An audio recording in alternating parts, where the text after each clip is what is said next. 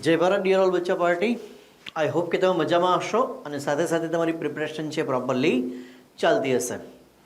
તો લાસ્ટ લેક્ચરની અંદર આપણે જે ડિસ્કશન જે છે થયેલું એ આપણે કણાભ સૂત્ર વિશે થયું, જે શ્વસનની પ્રક્રિયા સાથે સંકળાયેલું છે. અને હવે જે આપણે જોવા જઈ રહ્યા છીએ એ છે પ્લાસ્ટિડ એટલે કે રંજક કણ, બરાબર. અને એના પ્રકારો વિશે આપણે ચર્ચા કરવા જઈ રહ્યા છીએ. એમાં મેઇનલી આપણે ડિસ્કસ કરીશું હરિતકણ વિશે, જે પ્રકાશ સંશ્લેષણ સાથે સંકળાયેલું છે. ચાલો, તો પ્લાસ્ટિડ એટલે બીજું કશું નહીં, પરંતુ પ્લાસ્ટિડ એટલે શું તેને કહેવામાં આવે છે? રંજક કણ. પ્લાસ્ટિડ આપણે શું કહેશું? રંજક કણ. અને એના સંદર્ભે જો આપણે વાત કરીએ તો the term plastid was given by Haeckel. સાયન્ટિસ્ટનું નામ શું હતું? હેકલ. હેકલ નામના સાયન્ટિસ્ટે પ્લાસ્ટિડ એ શબ્દ છે એ પ્રયોજ્યો, બરાબર. ચાલો, there are mainly two types of plastid. Basically બે પ્રકારના રંજક કણો છે એ હોય છે.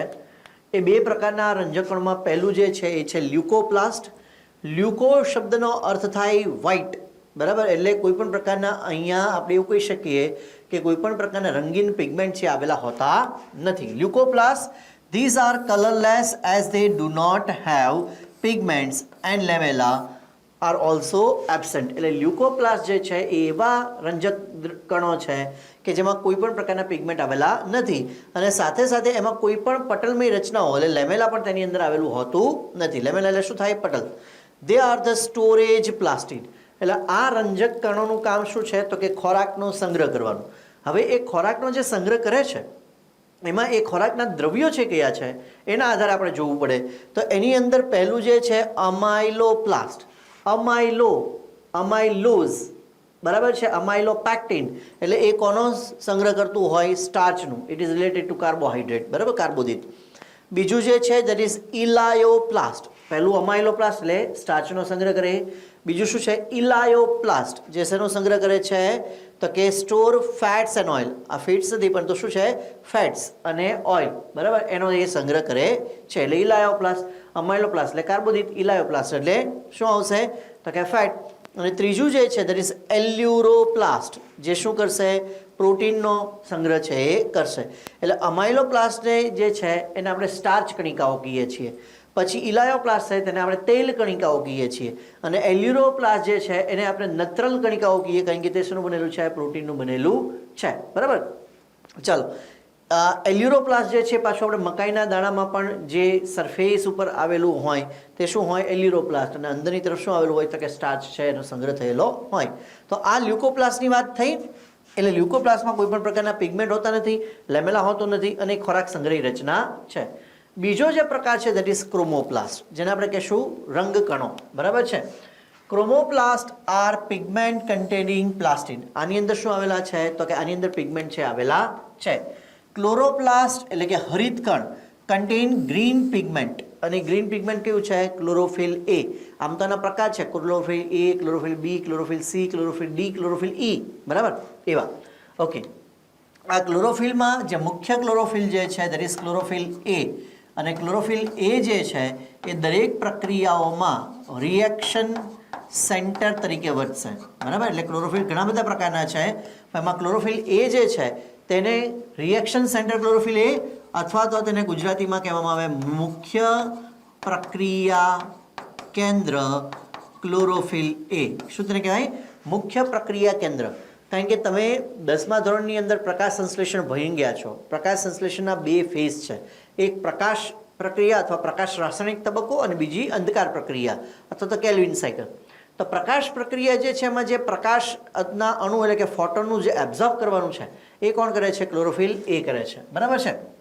ઓકે, એ સિવાય રોડોપ્લાસ્ટ એટલે બીજા પ્રકારના શું છે? Chromoplast which contain red pigment like a phycoerythrin and lycopene found in red chilli and tomato. તો એકને આપણે શું કીધા?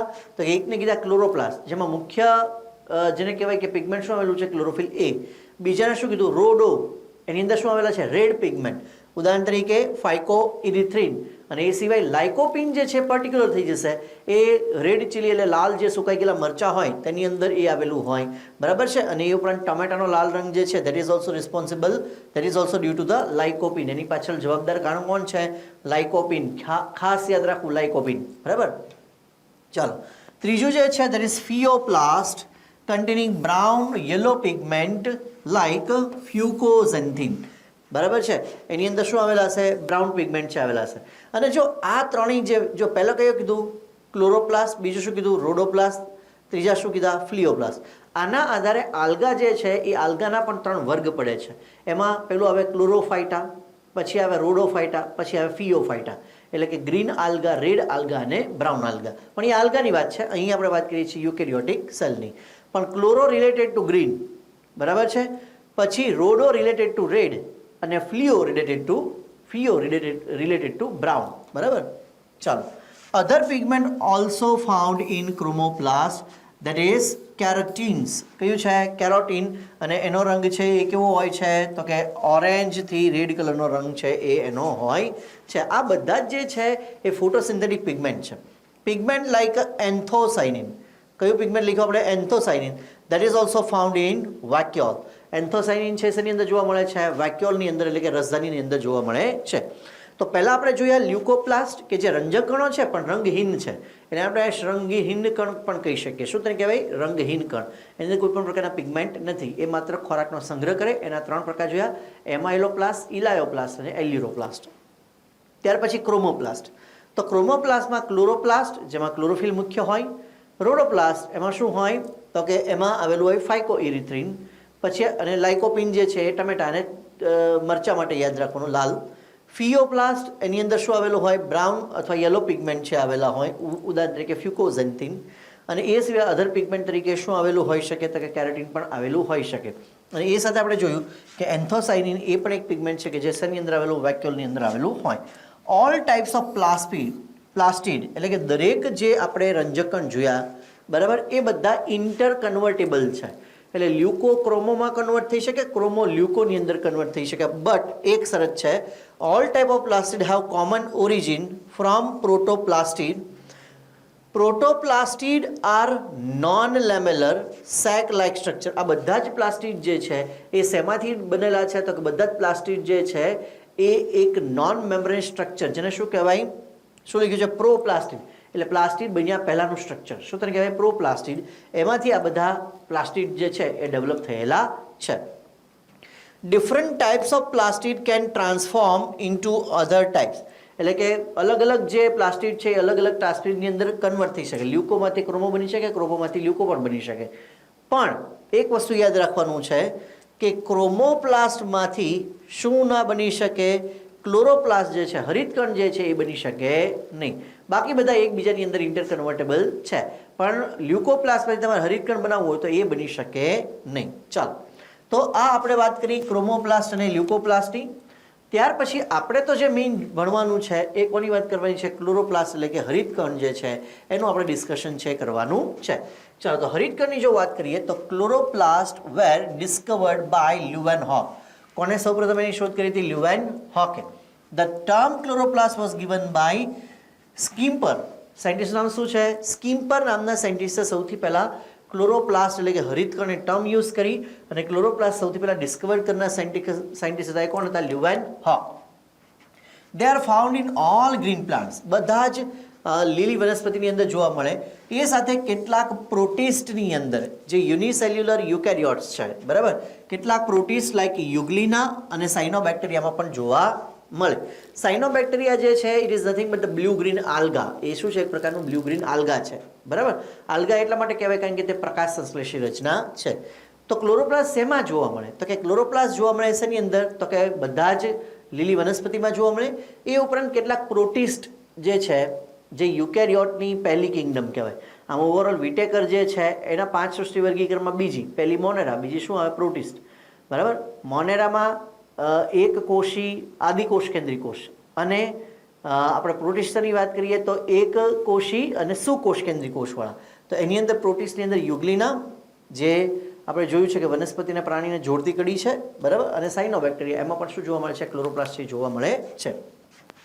Chloroplast exist in variable shape, અલગ અલગ શેપમાં છે. Cup shape, example Chlamydomonas. આ જે મેં સ્ટ્રક્ચર બનાવ્યું છે ક્લમાઇડોમોનાસનું છે. ક્લમાઇડોમોનાસ જે છે એની અંદર 2 ફ્લેજેલા છે આવેલી હોય છે. So basically it is a dinoflagellates, બરાબર. તો અહીંયા તમને ખ્યાલ આવી ગયો હશે કે આ જે આખો જે ભાગ છે એ શું છે ક્લોરોપ્લાસ્ટ અને એ કેવો છે કપ શેપ. બીજું ગર્ડલ શેપ શેની અંદર જોવા મળે યુલોથ્રેક્સ. તો આ જે છે ક્લમાઇડોમોનાસ છે. આપણે જે પહેલું બનાવ્યું છે એ શું છે it is nothing but the Chlamydomonas. આ જે છે એ શું છે યુલોથ્રિક્સ. બરાબર આ બધા આલ્ગા છે ક્લમાઇડો સોરી પ્રોટિસ્ટ છે બધા આલ્ગા નહીં પણ પ્રોટિસ્ટ છે. ક્લોરોપ્લાસ્ટ સોરી ક્લમાઇડોમોનાસ પછી આપણે શું કીધું યુલોથ્રિક્સ.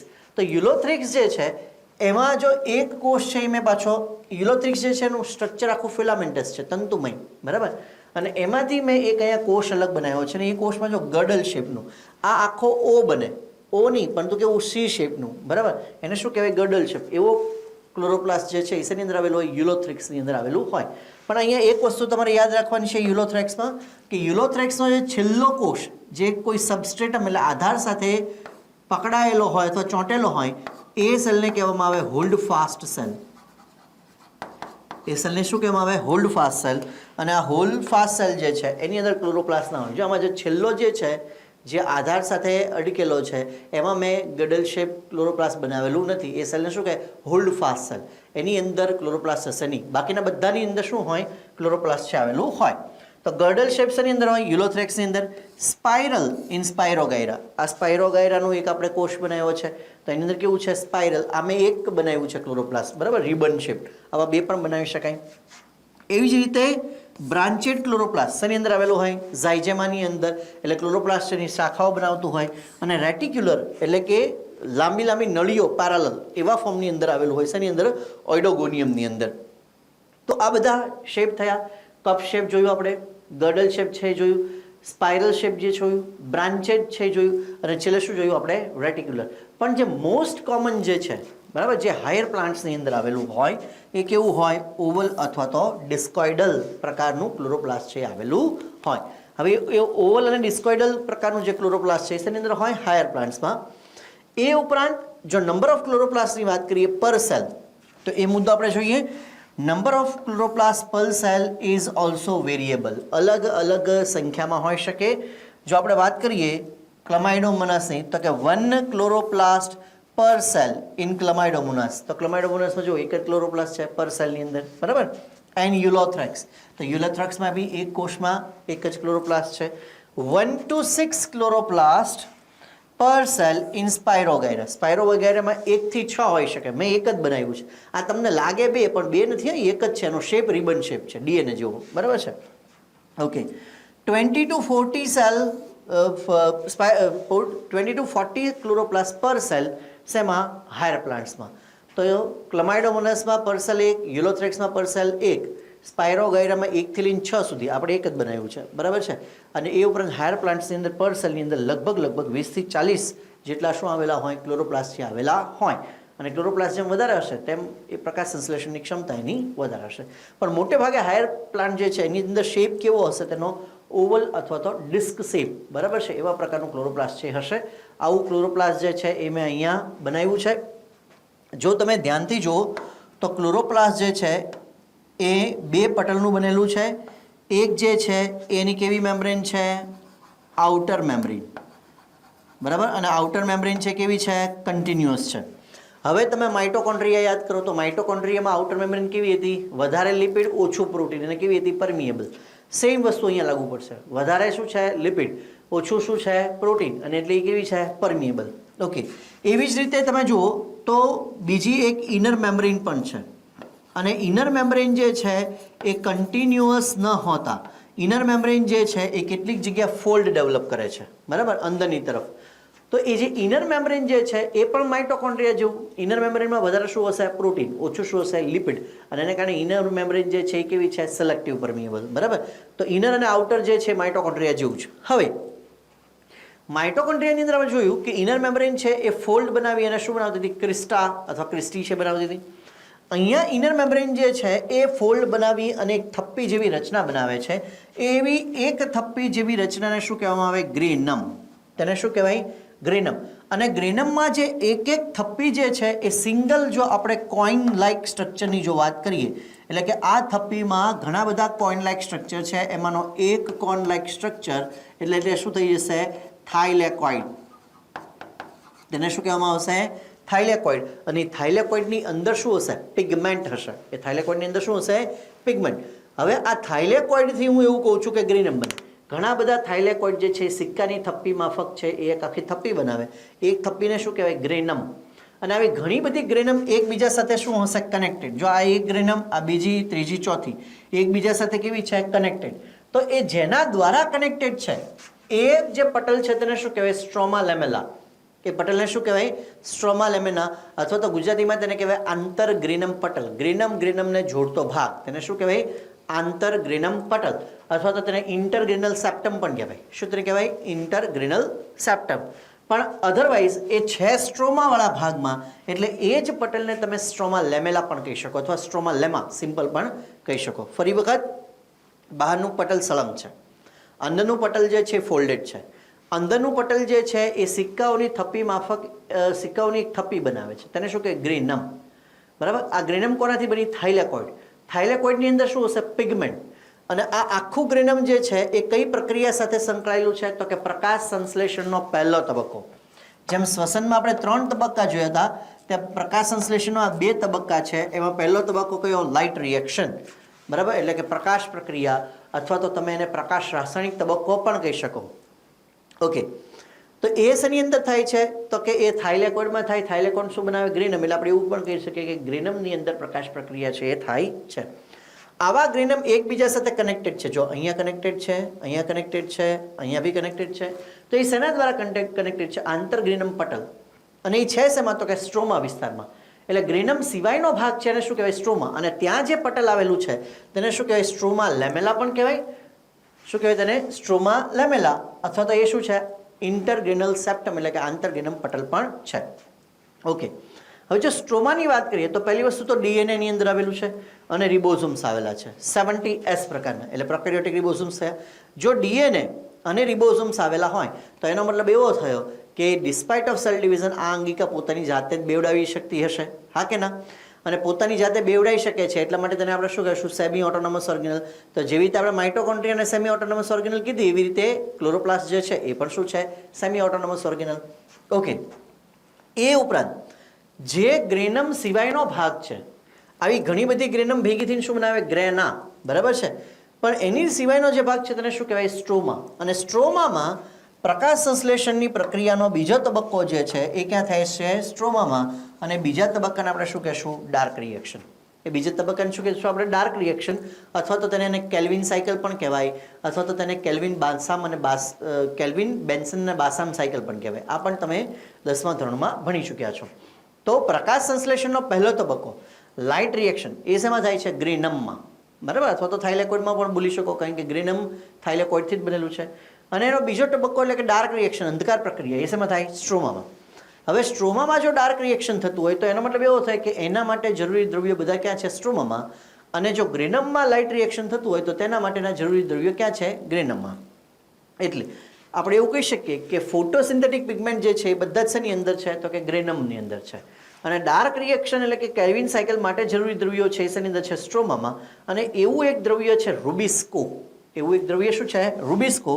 રૂબિસ્કો એ વાસ્તવિક રીતે શું છે? રૂબિસ્કો જે છે એ એક એન્ઝાઇમ છે. બરાબર. રૂબિસ્કો છે એ શું છે? એન્ઝાઇમ. એનું પૂરું નામ થાય રિબ્યુલોઝ બાયફોસ્ફેટ કાર્બોક્સિલેઝ ઓક્સિજનેઝ. શું નામ થશે? Ribulose biphosphate કાર્બોક્સિલેઝ ઓક્સિજનેઝ. એટલે આ અપવાદ રૂપે એવો ઉત્સેચક છે કે રિબ્યુલોઝ બાયફોસ્ફેટ જે છે એનું કાર્બોક્સિલેશન પણ કરી શકે છે, અને રિબ્યુલોઝ બાયફોસ્ફેટનું ઓક્સિજનેશન પણ કરી શકે છે. બરાબર. શું કરી શકે છે? રિબ્યુલોઝ બાયફોસ્ફેટનું કાર્બોક્સિલેશન પણ કરી શકે, અને રિબ્યુલોઝ બાયફોસ્ફેટનું ઓક્સિજનેશન પણ કરી શકે. અને એટલા માટે તેનું નામ શું છે? Ribulose biphosphate કાર્બોક્સિલેઝ ઓક્સિજનેઝ. અને આ બધી જ વનસ્પતિઓમાં આવેલો છે. રૂબિસ્કો છે બધી જ વનસ્પતિઓમાં છે. હવે બધી જ વનસ્પતિઓમાં આવેલો આ એન્ઝાઇમ છે, અને એન્ઝાઇમ સાથે બનેલું હોય પ્રોટીનનું. એટલે આખા પ્લેનેટ ઉપર, આખી સૃષ્ટિમાં સૌથી વધારે, જો તમને કોઈ એવું પૂછે સિમ્પલી, આખી સૃષ્ટિમાં સૌથી વધારે કયું પ્રોટીન આવેલું છે, તો તમારો આન્સર છે શું હોવો જોઈએ? રૂબિસ્કો. કારણ કે સૌથી વધારે એન્ઝાઇમ્સ છે કે આવેલા છે? રૂબિસ્કો છે આવેલા છે. હવે જો અહીંયા 3-4 વસ્તુ હું તમને સમજાવવા ઈચ્છું છું. બરાબર ધ્યાનથી, બહુ જ ધ્યાનથી સાંભળજો. તમને પ્રશ્ન પૂછવામાં આવ્યો કે આખી સૃષ્ટિ ઉપર સૌથી વધારે પ્રમાણમાં જોવા મળતું કાર્બનિક પદાર્થ કયો? આખી સૃષ્ટિમાં સૌથી વધારે જોવા મળતો કાર્બનિક પદાર્થ, તો કાર્બનિક પદાર્થમાં તો ચારે ચાર આવશે: કાર્બોદિત, પ્રોટીન, લિપિડ, ન્યુક્લિક એસિડ. શું પૂછ્યું છે? આખી સૃષ્ટિમાં, આખા પ્લેનેટ ઉપર સૌથી વધારે જોવા મળતું કાર્બનિક પદાર્થ કયો? તો તમારો આન્સર હોવો જોઈએ સેલ્યુલોઝ. તો તમારો આન્સર શું હોવો જોઈએ? સેલ્યુલોઝ, કારણ કે સૌથી વધારે સેલ્યુલોઝ આવેલું છે. હવે હું પ્રશ્ન બદલાવું છું. આખી સૃષ્ટિમાં સૌથી વધારે પ્રોટીન કયું આવેલું છે? તો તમારો આન્સર શું હોવો જોઈએ? રૂબિસ્કો. એ છે એન્ઝાઇમ, પણ બનેલો છે શેનો? પ્રોટીનનો. હવે મારો ત્રીજો સવાલ: આખી સૃષ્ટિમાં સૌથી વધારે પ્રોટીન પ્રાણી સૃષ્ટિમાં કયું છે? એટલે પહેલાં મેં શું પૂછ્યું હતું? એમને વચ્ચે વનસ્પતિ પ્રાણી સૃષ્ટિનું પૂછ્યું, મેં ખાલી એમને પૂછ્યું હતું, બરાબર છે. હવે હું એવું પૂછું પ્રાણી સૃષ્ટિમાં કયું છે? તો તમારો જવાબ આવવો જોઈએ કોલેજન પ્રોટીન. તો પ્રાણીઓમાં, એટલે કે પ્રાણી સૃષ્ટિમાં સૌથી વધારે જે પ્રોટીન છે એ શું છે? Collagen protein. વનસ્પતિ સૃષ્ટિમાં સૌથી વધારે પ્રોટીન કયું છે? રૂબિસ્કો. પણ ઓવરઓલ પ્રાણીઓ કરતાં વનસ્પતિઓ ઝાઝી છે, અને એટલા માટે જ્યારે તમને કોમનલી પૂછ્યું હોય કે સૌથી વધારે પ્રોટીન કયું, તો સૌથી વધારે તો બે છે, કોલેજન પણ છે, રૂબિસ્કો બી છે, પણ વધારે એ બેમાંથી કયું છે? વધારે છે એ રૂબિસ્કો છે. પણ જો તમને સ્પેસિફિકલી પૂછવામાં આવે કે એનિમલ કિંગડમમાં કયું, તો તમારો આન્સર શું આવવો જોઈએ? કોલેજન. અને તમને એવું પૂછ્યું કે કાર્બનિક કમ્પાઉન્ડ સૌથી વધારે કયું છે, તો તમારો આન્સર આવવો જોઈએ સેલ્યુલોઝ. બરાબર. ચાલો, તો ડાર્ક રિએક્શન એટલે કે રૂબિસ્કો જે છે એ કઈ જગ્યાએ આવેલો છે? સ્ટ્રોમામાં. અને રૂબિસ્કો એન્ઝાઇમના એક્ટિવેશન માટે ઘણી બધી કોમ્પ્લેક્સ પ્રોસેસ છે, એના ઉપર આખું ચેપ્ટર છે, ફોટોસિન્થેસિસ ઇન પ્લાન્ટ, બરાબર છે. એની અંદર આપણે જોઈશું કે રૂબિસ્કો જે છે એના એક્ટિવેશન માટે પણ ઘણા બધા બાયોવેલેન્ટ આયન છે એ આપણે જોઈશું. ચાલો, તો આઈ હોપ કે તમને આ આખું સ્ટ્રક્ચર જે છે એ ક્લોરોપ્લાસ્ટનું સમજાઈ ગયું હશે. ત્યાર પછી આપણે જે જોઈએ છીએ, ક્લોરોપ્લાસ્ટ આર ડાયમોર્ફિક. શું કે છે અહીંયા? ક્લોરોપ્લાસ્ટ જે છે એ કેવું છે? ડાયમોર્ફિક છે. હવે ક્લોરોપ્લાસ્ટ ડાયમોર્ફિક હોવું એનો મતલબ શું થાય? તો કે ક્લોરોપ્લાસ્ટ બે પ્રકારના છે, ગ્રેનલ અને એ ગ્રેનલ. બરાબર. ક્લોરોપ્લાસ્ટ છે કેટલા પ્રકારના છે? બે પ્રકારના. એક ક્લોરોપ્લાસ્ટ જેને આપણે શું કહીએ છીએ? ગ્રેનલ. અને બીજા જે છે એને આપણે શું કહીએ છીએ? એ ગ્રેનલ. એટલે એક ક્લોરોપ્લાસ્ટ કે જેની અંદર ગ્રેનમ આવેલી છે અને બીજા કે જેની અંદર ગ્રેનમ આવેલી નથી. હવે ગ્રેનમ આવેલા છે તેવા ક્લોરોપ્લાસ્ટ છે એ શેની અંદર આવેલા હોય? તો કે એ આવેલા હોય મિઝોફિલ સેલમાં. મિઝોફિલ સેલ એટલે ગુજરાતીમાં તેને આપણે શું કહેશું? મધ્યપર્ણ કોષો. એને શું કહેશું આપણે? મધ્યપર્ણ કોષો, એટલે કે મિઝોફિલ સેલ્સ. તો મધ્યપર્ણના કોષો જે છે એની અંદર જે ક્લોરોપ્લાસ્ટ હશે, એટલે કે હરિતકણ હશે, એ બધા જ કેવા હશે? ગ્રાનામય, એટલે કે ગ્રેનમ ધરાવતા ક્લોરોપ્લાસ્ટ જે આવેલા હશે. એ પ્લાન્ટ પછી ભલે C3 હોય કે એ પ્લાન્ટ પછી ભલે C4 હોય. એટલે C3 પ્લાન્ટ અને C4 પ્લાન્ટ એ બંનેના મધ્યપર્ણના જે કોષો છે, ડિટેલ આપણે જોશું પ્રકાશ સંશ્લેષણવાળા ચેપ્ટરમાં. પ્લાન્ટ કેવો હોય? C3 હોય કે કેવો હોય? C4 હોય. તેના મધ્યપર્ણના જે કોષો છે એ બધા જ કોષોની અંદર જે ક્લોરોપ્લાસ્ટ હશે એ બધા કેવા હશે? ગ્રેનલ. બરાબર છે. જો શું લખ્યું છે અહીંયા? Chloroplast R ડાયમોર્ફિક. ગ્રેનલ શેમાં જોવા મળે? વિથ ગ્રાના. ગ્રેનલ એટલે કે શું કહેશું? વિથ ગ્રાના, એટલે ગ્રેનમ આવેલું હોય. Found in mesophyll cell of C3 and C4 plant. And agranal is without grana. એટલે ત્યાં આગળ એ ગ્રેનલની અંદર થાઇલેકોઇડ તો હશે, પણ થાઇલેકોઇડ આમ થપ્પીઓમાં ના ગોઠવેલો હોય, એટલે શું બને નહીં? ગ્રેનમ છે બનશે નહીં. અને ગ્રેનમ ના બને તો ગ્રાના બી ના બને. બરાબર. કારણ કે ઘણી બધી ગ્રેનમ એકબીજા સાથે કનેક્ટ થઈને એક ઝુંડ બને, તેને શું કહેવામાં આવે? Grana. Okay. Agranal that means without grana found in bundle sheath cell. bundle sheath cell એટલે આ એ ગ્રેનલ જે છે એ શેની અંદર જોવા મળશે? તો કે C4 પ્લાન્ટની અંદર બંડલ શીથ સેલ. આ બંડલ શીથ સેલ એટલે શું થાય? ગુજરાતી પુલકંચુકના કોષો. તો પ્લાન્ટ જે છે એ C3 હોય કે C4 હોય, બરાબર. એના મધ્યપર્ણના કોષોમાં જે હરિતકણો રહેલા હશે એ બધા જ હરિતકણો જે છે એ કેવા હશે? ગ્રાનામય.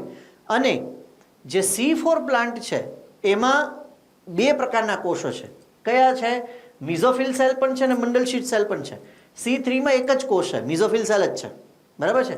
પણ C4 જે છે એની અંદર કયા છે? મિઝોફિલ બી છે અને બંડલ શીથ બી છે.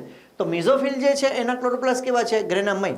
પણ બંડલ શીટ જે છે એના કોષો બંડલ શીટ જે કોષો છે એટલે પુલકંચુકના કોષો એના જે ક્લોરોપ્લાસ્ટ જે છે એ ગ્રેનામય નથી, એ ગ્રેના વિહીન છે. ચાલો ત્યાર પછી આપણે આગળ જોઈએ. Chloroplast are double membrane bound and semi autonomous organelle. બે મેમ્બ્રેનનું બનેલું છે અને પોતાનું સંયોજન જાતે કરી શકે છે. Chloroplast is filled with the matrix called stroma. એને શું કહેવામાં આવે છે? સ્ટ્રોમા કહેવામાં આવે છે.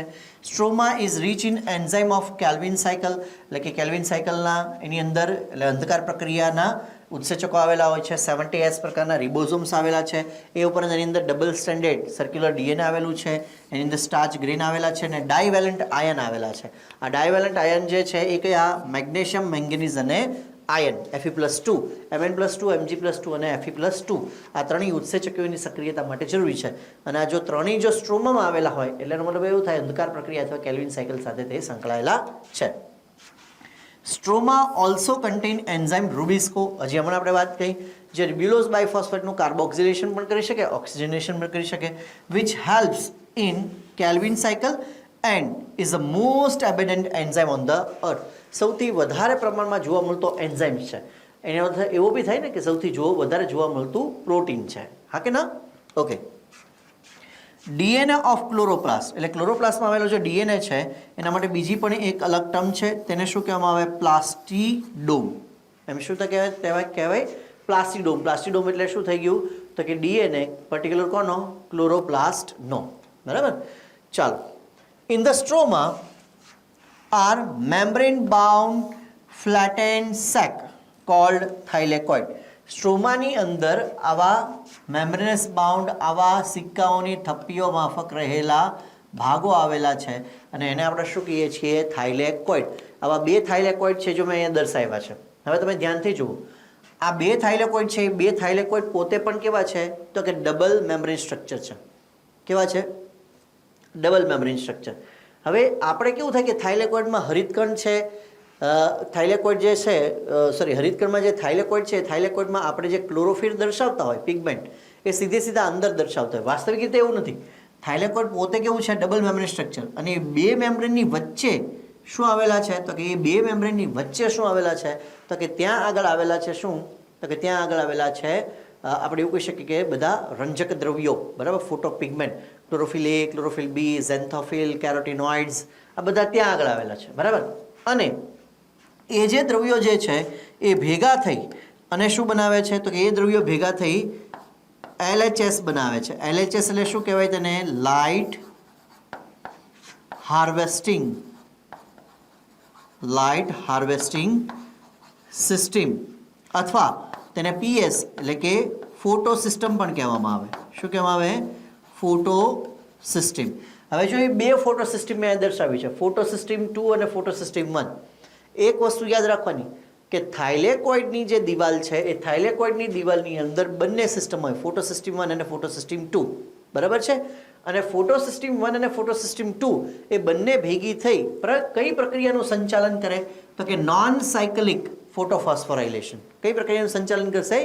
Non cyclic photophosphorylation. એટલે એને ગુજરાતીમાં કહેવાય અચક્રીય ફોટોફોસ્ફોરાઇલેશન અથવા તો અચક્રીય ફોસ્ફોરીકરણ. ઓકે. આવી જ રીતે સાયકલિક ફોટોફોસ્ફોરાઇલેશન પણ આવે. શું આવે? સાયકલિક ફોટોફોસ્ફોરાઇલેશન. આ દાખલા તરીકે તમે એવું સમજી જો કે આ જે છે શું છે? પેલું સ્ટ્રોમા લેમેલા. આ શું છે? સ્ટ્રોમા લેમેલા. તો સ્ટ્રોમા લેમેલા જે છે એની અંદર પણ શું આવેલું હોય? તો કે સ્ટ્રોમા લેમેલા જે છે એની અંદર પણ શું આવેલું છે? તો કે એક ફોટો સિસ્ટમ છે. બરાબર. આ દાખલા તરીકે થઈ ગયું સ્ટ્રોમા લેમેલા.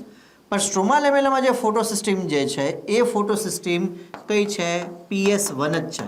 અને આ ફોટો સિસ્ટમ જે છે એ શેની સાથે સંકળાયેલી છે? સાયક્લિક ફોટોફોસ્ફોરાઇલેશન સાથે. બરાબર. તો સાયક્લિક ફોટોફોસ્ફોરાઇલેશન એ માત્ર શેમાં થાય? PS1 દ્વારા થાય. કોના દ્વારા થાય? PS1. PS1 શું છે? ફોટો સિસ્ટમ અથવા તેને શું કહેવાય? Light harvesting complex. તો એ PS1 જે છે એ માત્ર કઈ જગ્યાએ આવેલું છે? સ્ટ્રોમા લેમેલામાં. પણ PS1 અને PS2 બંને એ કઈ જગ્યાએ આવેલા છે? તો કે થાઇલેકોઇડની મેમ્બ્રેનમાં. અને એટલા માટે આપણે એવું કહી શકીએ કે ચક્રીય ફોટોફોસ્ફોરાઇલેશન એ માત્ર શેમાં થાય? સ્ટ્રોમા લેમેલામાં થાય. અને અચક્રીય ફોટોફોસ્ફોરાઇલેશન એ માત્ર શેની અંદર થાય? તો કે થાઇલેકોઇડની દિવાલમાં થાય. ઓકે. હવે આ તો થાઇલેકોઇડની મેમ્બ્રેન છે. એની અંદર આ બધા ક્લોરોફિલ A, ક્લોરોફિલ B, ઝેન્થોફિલ, કેરોટિનોઇડ્સ એ બધા ભેગા થઈ અને શું બનાવે છે LHC એટલે કે લાઇટ હાર્વેસ્ટિંગ કોમ્પ્લેક્સ. એની અંદર લગભગ 250 થી લઈને 400 સુધીના જેને કહેવાય કે નાના નાના અણુઓ આવેલા છે આ બધા દ્રવ્યોના, અને એ બધાને ભેગા થઈને ક્વોન્ટોસોમ પણ કહેવાય. શું કહેવાય તેને? ક્વોન્ટોસોમ એટલે રંજક દ્રવ્ય તંત્ર અથવા ફોટો સિસ્ટમ અથવા લાઇટ હાર્વેસ્ટિંગ કોમ્પ્લેક્સ. એટલે એ બે મેમ્બ્રેનની વચ્ચે આવેલું છે. હવે આ થાઇલેકોઇડનું અંદરનું જે પોલાણ છે લ્યુમેન, એ લ્યુમેનની અંદર એક પ્રક્રિયા થાય છે જેને કહેવાય ફોટોલિસિસ ઓફ વોટર. એટલે જેને તમે કહો છો પાણીનું પ્રકાશ પ્રેરિત વિઘટન અથવા તેને કહેવામાં આવે હિલ રિએક્શન. બરાબર. એના માટેના એન્ઝાઇમ ક્યાં આવેલા છે? તો કે થાઇલેકોઇડના અંદરના પોલાણમાં. થાઇલેકોઇડમાં પિગમેન્ટ કઈ જગ્યાએ આવેલા છે? કે તો કે બે મેમ્બ્રેનની વચ્ચે. પછી બે મેમ્બ્રેન સિવાય અંદર શું છે? પોલાણ. અને પોલાણની અંદર શું આવેલા છે? તો કે ફોટોલિસિસ ઓફ વોટર માટેના ત્યાં આગળ એન્ઝાઇમ કોમ્પ્લેક્સ આવેલા છે. અને એને કારણે જ્યારે ફોટોલિસિસ ઓફ વોટર થશે એટલે H+ રિલીઝ થશે. એ H+ જે છે NADP ને મળશે અને NADP છે શેમાં કન્વર્ટ થશે? NADPH2માં, જે શું છે પોતે રિડ્યુસિંગ પાવર છે. અને આ NADPH2 ભવિષ્યમાં પોતાના હાઇડ્રોજન જે છે એ કોને આપી દેશે? કાર્બન ડાયોક્સાઇડને. અને કાર્બન ડાયોક્સાઇડ એનાથી શું બનાવી લેશે? C6H12O6 એટલે ગ્લુકોઝનું નિર્માણ છે એ કરશે. પણ આ આખી ઘણી જ ડિટેલ અને કોમ્પ્લેક્સ પ્રોસેસ છે જે આટલામાં તમને સમજ આવશે નહીં. ડિટેલ જે છે એ આપણે જ્યારે ફોટોસિન્થેસિસ ચેપ્ટર લેતા હશું પ્લાન્ટ ફિઝિયોલોજીમાં ત્યારે આપણે જોઈશું. પણ તમારે જે યાદ રાખવાનું છે એ થાઇલેકોઇડમાં બે ફોટોસિસ્ટમ છે, ફોટોસિસ્ટમ 2 અને 1, અને એ અચક્રીય ફોટોફોસ્ફોરાયલેશન સાથે સંકળાયેલી છે. ફોટોસિસ્ટમ 1 ખાલી સ્ટ્રોમા લેમેલામાં છે અને એ ચક્રીય ફોટોફોસ્ફોરાયલેશન સાથે સંકળાયેલી પ્રક્રિયા છે. બીજી વસ્તુ, જેટલા ફોસ્ફોરાયલેશન છે ચક્રીય અચક્રીય એ પ્રકાશ પ્રક્રિયા સાથે સંકળાયેલા છે. અને એ સિવાય આ જે આધારક છે એની અંદર શું થાય છે? ડાર્ક રિએક્શન અથવા તો કેલ્વિન સાયકલ, જેના માટેનો જરૂરી ઉત્સેચક એટલે કે રૂબિસ્કો એ ત્યાં આગળ આવેલો છે. બરાબર. એ ઉપરાંત તમારે એ બી યાદ રાખવાનું છે કે ફોટોસિસ્ટમ 1, ફોટોસિસ્ટમ 2 એમાં જે મુખ્ય રંજક દ્રવ્ય છે એ શું છે? Chlorophyll A. કારણ કે ક્લોરોફિલ એને શું કહેવાય? પ્રક્રિયા કેન્દ્ર. તો અહીંયા આગળ જો મેં શું લખ્યું છે PS2માં 680 નેનોમીટર, તો એનો મતલબ એવો થાય કે ફોટોસિસ્ટમ 2 જે છે એના જે પ્રક્રિયા કેન્દ્ર ક્લોરોફિલ A છે એટલે કે રિએક્શન સેન્ટર ક્લોરોફિલ A એ જ્યારે પ્રકાશની 680 નેનોમીટર તરંગ લંબાઈનું શોષણ કરશે ત્યારે એ ઉત્તેજિત થશે અને ઇલેક્ટ્રોન છે એ મુક્ત કરશે. ફોટોસિસ્ટમ 1માં શું લખ્યું છે મેં? 700 નેનોમીટર. બરાબર. તો ફોટોસિસ્ટમ 1ના પ્રક્રિયા કેન્દ્ર ક્લોરોફિલ A જે છે એ જ્યારે પ્રકાશની 700 નેનોમીટર તરંગ લંબાઈનું શોષણ કરશે ત્યારે એ એક્ટિવ થશે અને ઇલેક્ટ્રોન છે શું કરશે? રિલીઝ કરશે. ઇલેક્ટ્રોન ત્યારબાદ રેડોક્સ ચેઇનમાંથી પસાર થશે અને પછીની પ્રોસેસ જે છે એ અત્યારે તમને સમજાશે નહીં, જે આપણે ફોટોસિન્થેસિસવાળા ચેપ્ટરની અંદર જોઈશું. પણ ગ્રેનમ પાર્ટની અંદર લાઇટ રિએક્શન થાય અને સ્ટ્રોમા પાર્ટની અંદર ડાર્ક રિએક્શન થાય. અને આ બંને રિએક્શન જે છે એ કાર્બોદિત નિર્માણની પ્રક્રિયા એટલે કે ફોટોસિન્થેસિસની પ્રક્રિયા સાથે સંકળાયેલા છે. ચાલો. Each chloroplast contain 20 to 100 ગ્રાના. દરેક ક્લોરોપ્લાસ્ટની અંદર 20 થી 100 જેટલા ગ્રાના છે. ગ્રાના એટલે ઘણી બધી થપ્પીઓ કનેક્ટેડ હોય. એક થપ્પી એટલે ગ્રેનમ. બરાબર. Okay. Grana are interconnected by the stroma lamella or fret channel અથવા તો સ્ટ્રોમા થાઇલેકોઇડ. આ જે ભાગ છે અને શું કહેવાય? સ્ટ્રોમા લેમા કહેવાય અથવા તો ફ્રેટ ચેનલ કહેવાય અથવા તો સ્ટ્રોમા થાઇલેકોઇડ કહેવાય. Pigments are found in the thylakoid membrane. Pigment છે એ થાઇલેકોઇડની બે મેમ્બ્રેન જે છે એની વચ્ચે જોવા મળે છે. એ ઉપરાંત થાઇલેકોઇડનું પાછું પોતાનું પોલાણ તો છે જ. ક્વાન્ટોઝોમ એટલે એનું ગુજરાતી શું કરશું આપણે? રંજક દ્રવ્ય તંત્ર. જગ્યા નથી એટલે લખતો નથી, પરંતુ ક્વાન્ટોઝોમ એટલે શું થશે? રંજક દ્રવ્ય તંત્ર. ક્વાન્ટોઝોમને શું કહેશું આપણે? રંજક દ્રવ્ય તંત્ર. Quantosome is the photosynthetic functional unit. એટલે કે આ PS1, PS2 આ બધા શું છે? આ બધા ક્વાન્ટોઝોમ છે એટલે કે રંજક દ્રવ્ય તંત્ર. Quantosome is the photosynthetic functional unit made up of 230 to 400 pigment molecules. એટલે આ ફોટોસિસ્ટમ 1 મેં લખ્યું એની અંદર લગભગ 230 થી 400 જેટલા પિગમેન્ટ આવેલા હશે. કોના? Chlorophyll A, chlorophyll B, chlorophyll C, D, E, ઝેન્થોફિલ, કેરોટીનોઇડ આ બધા ભેગા થઈ લગભગ 250 થી 400 જેટલા પિગમેન્ટ ભેગા થઈ અને ફોટોસિસ્ટમ અથવા તો લાઈવ આ બધાનું એક જ મિનિંગ થાય. ક્વાન્ટોઝોમ રંજક દ્રવ્ય તંત્ર, ફોટોસિસ્ટમ રંજક દ્રવ્ય તંત્ર, લાઇટ હાર્વેસ્ટિંગ કોમ્પ્લેક્સ રંજક દ્રવ્ય સિસ્ટમ. બરાબર છે. ચલો. ફંક્શન ઓફ ક્લોરોપ્લાસ્ટ બહુ જ ઇઝી છે, આપણે જોઈ ચૂક્યા છીએ. Helps in trapping light energy and converting chemical energy in photosynthesis. અહીંયા એક વસ્તુ છે તમારે ખાસ યાદ રાખવાની છે કે આપણે પ્રકાશ સંશ્લેષણની પ્રક્રિયામાં બરાબર આપણે એવું તો બોલીએ છીએ કે સૂર્યની જે પ્રકાશ શક્તિ છે એ પ્રકાશ શક્તિનું રૂપાંતરણ જે છે એ રાસાયણિક શક્તિની અંદર થાય બરાબર. એટલે અહીંયા દાખલા તરીકે આપણે 3 પાર્ટ છે કરીએ. અહીંયા દાખલા તરીકે આ થઈ ગયું પહેલું સનલાઇટ બરાબર. એટલે પ્રકાશ શક્તિ થઈ અને અલ્ટિમેટલી એનું રૂપાંતરણ આપણે શેમાં કરીએ છીએ તો કે છેલ્લે ગ્લુકોઝ બનાવીએ છીએ. એટલે ગ્લુકોઝ જે છે એ કેવી એનર્જી થઈ તો કે કેમિકલ એનર્જી. એટલે કે સનલાઇટ એટલે કે સૂર્યપ્રકાશની એનર્જી છે એ છેલ્લે આપણે શેમાં કન્વર્ટ કરીએ છીએ તો કે ગ્લુકોઝ એટલે કે રાસાયણિક શક્તિમાં તેનું રૂપાંતરણ થાય છે. કારણ કે દરેક સજીવ માત્ર રાસાયણિક શક્તિનો જ ઉપયોગ કરે છે. એટલે વનસ્પતિ પણ જો વનસ્પતિ બી એટીપી એને સૂર્યથી પ્રકાશથી ડાયરેક્ટ ના મળવા લાગે. એને પહેલાં તો શું બનાવવું પડશે? ગ્લુકોઝ બનાવવા જ પડશે. એટલે સૂર્યની પ્રકાશ શક્તિનો ઉપયોગ છે એ કોણ કરે છે તો કે વનસ્પતિ કરે છે. પણ પછી પાછું એનીથી બનાવે શું? ગ્લુકોઝ. તો ગ્લુકોઝ પોતે શું થઈ ગયું? રાસાયણિક શક્તિ થઈ ગયું બરાબર. પછી પાછો એનો ઉપયોગ કરી શકે. એટલે કોઈ પણ સજીવ માત્ર રાસાયણિક શક્તિનો જ ઉપયોગ કરી શકે.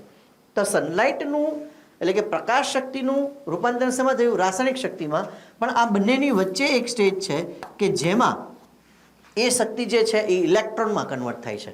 એટલે પ્રકાશ શક્તિ ડાયરેક્ટ રાસાયણિક શક્તિમાં કન્વર્ટ ના થતાં પ્રકાશ શક્તિ પહેલાં ઇલેક્ટ્રોન એનર્જીની અંદર કન્વર્ટ થાય જેને કહેવાય વિજાણુ શક્તિ. એટલે પ્રકાશ શક્તિનું રૂપાંતરણ વિજાણુ શક્તિમાં થાય અને વિજાણુ શક્તિનું ત્યારબાદ રૂપાંતરણ છે રાસાયણિક શક્તિની અંદર થશે બરાબર. તો પ્રકાશ શક્તિનું વિજાણુ શક્તિમાં રૂપાંતરણ થવું એટલે ફોટો રિએક્શન એટલે કે લાઇટ રિએક્શન. અને ત્યારબાદ પછી એ વિજાણુ શક્તિથી જે કંઈ બન્યું છે એમાંથી કાર્બોદિત બનવું એ આપણે આ ડાર્ક રિએક્શનની અંદર જોઈશું. ચાલો, સિન્થેસિસ ગ્લુકોઝ છે બનાવે carbohydrate so known as kitchen of the cell. આ ખોરાકનું શું છે એટલે સોરી આ સેલનું શું છે? રસોડું છે બરાબર. કારણ કે ત્યાં આગળ શું બનાવે છે? ખોરાક બને છે. Light reaction takes place in thylakoid. ક્યાં થાય છે? થાઇલેકોઇડ. હવે હું થાઇલેકોઇડ બોલું, ગ્રેનમ બોલું કે ગ્રાના બોલું બધું જ ચાલે. કારણ કે થાઇલેકોઇડથી ગ્રેનમ બને અને ઘણી બધી ગ્રેનમ જોડાય ત્યારે ગ્રાના બને. So light reaction takes place in thylakoid and dark reaction in stroma. એટલે અંતર પ્રક્રિયા ક્યાં થઈ છે તો કે ગ્રાના સિવાયના ભાગમાં. તો અહીં આપણે આ બધા જ પ્રકારના આપણે પ્લાસ્ટિક છે જોયા. એમાં મેઇન જે આપણા માટે કામનું જે છે વધારે અગત્યનું, આમ તો બધા જ કામના છે પણ વધારે અગત્યનું કયું છે? ક્લોરોપ્લાસ્ટ. એની ડિટેલ જે છે આપણે ઘણી બારીકાઈથી છે જોઈ. આ લેક્ચર જે છે એની બધી જ પ્રોપરલી તમે નોટ્સ છે પ્રિપેર છે કરજો. અને સાથે સાથે આના ઉપર જેમ માઇટોકોન્ડ્રિયા ઉપર એક આખું ચેપ્ટર છે શ્વસન બરાબર છે એટલે કે કોષીય શ્વસન, એવી રીતે ક્લોરોપ્લાસ્ટ ઉપર એક આખું ચેપ્ટર છે ફોટોસિન્થેસિસ. એટલે આ બરાબર પ્રિપેર થવું એ બહુ જ જરૂરી છે. આઈ હોપ કે તમને મારી જોડે મજા આવતી હશે. મને બી મજા આવે છે. Thank you so much. Love you all. Stay tune. વિદ્યાર્થી દેવો ભવ. જય ભારત.